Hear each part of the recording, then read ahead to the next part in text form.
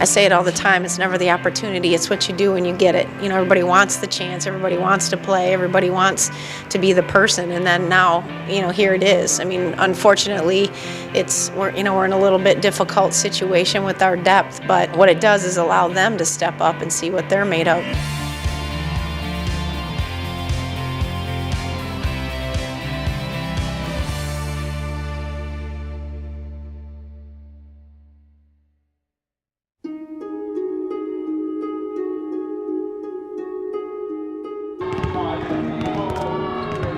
I feel like this year's a lot different. Like I'm a lot more confident and a lot different than last year.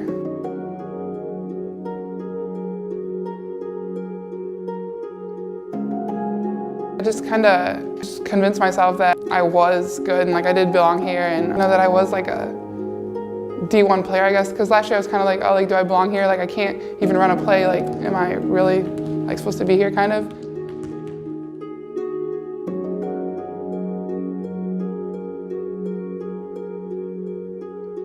And then like this year I worked really hard in the off season. Just my coaches have done a really good job of just helping me be more confident and just kind of step into this role of being a go-to like 5.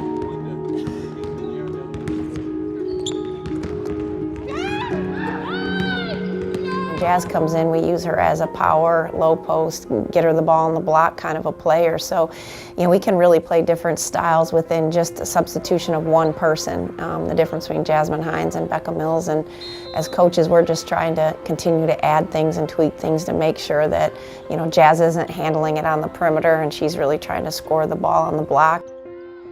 Maddie has, I mean, since I've really been here and played with her, she's kind of been on the bench with me, just from like injuries obviously, and she's kind of almost like another coach. We play the same position, so like she obviously knows what's going on, and when she sees something, she says something to me, especially during the game. Like if I sub out, she'll like run up to me like, Jasmine, like you need to like slip that screen, like they're hedging you hard, so like slip the screen. I'm like, oh, like okay. So like she sees like a lot of stuff, and I mean the coaches see stuff too, but like I think it means a lot just coming from her, obviously, because we're the same position.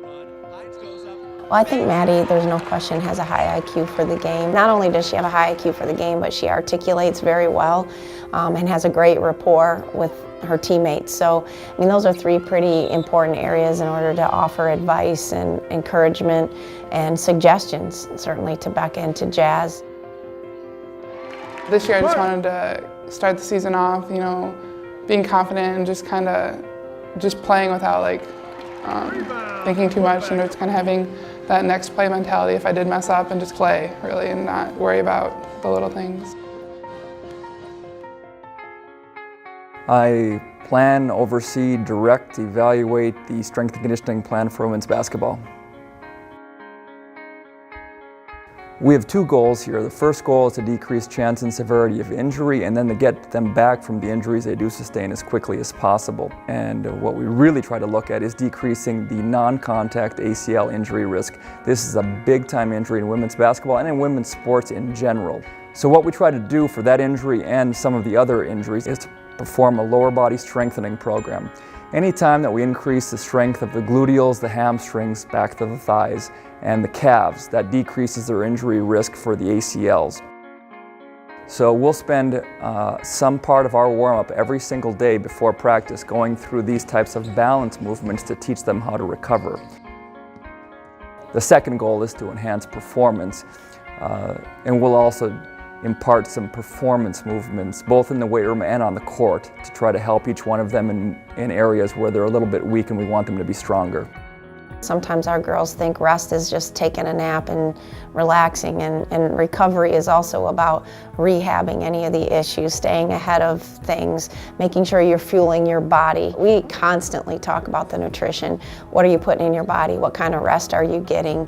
What kind of rehab are you doing? You know, are you taking care of things that are coming up? You know, no matter how minor it is, are you making sure you're communicating with your athletic training staff? I want them to be as good as they can possibly be. I want them to be the best. As a group, I want us to dominate whoever has the will to stand in there against us. So I'd like us to win a national championship, there's no question about that, because that would be total dominance. And even when we play for a national championship, I want it to be 50-0. The other coach comes out at halftime and waves a white flag and says, that's it, we've had enough. Bring it up, she knocks it down. Offensive board for Hines, she's double teamed. Spins around and puts it in off the glass. Made by Courtney Schiffauer, bounce pass down to Bell. Near the bucket, she banks it in. And the Spartans in transition have taken a 9-2 lead. And her inlet pass is knocked away, but Bell recovers, kicks it out for Mills, who knocks down the long jumper. Nice find by 5 seconds to go. The Spartans are going to win it and prove to 1-0 and open up the season. And there's the buzzer to give the Spartans the victory. As a coaching staff, it's really about being realistic, meeting somewhere in the middle and saying, okay, we played well, we shot the ball well in the second half, why did we shoot the ball well, what were we doing well, what are areas of improvement. I think it's always about constant self-evaluation. And I think this preseason is what it's all about. However many kids we have playing, we got to be the best that we can be.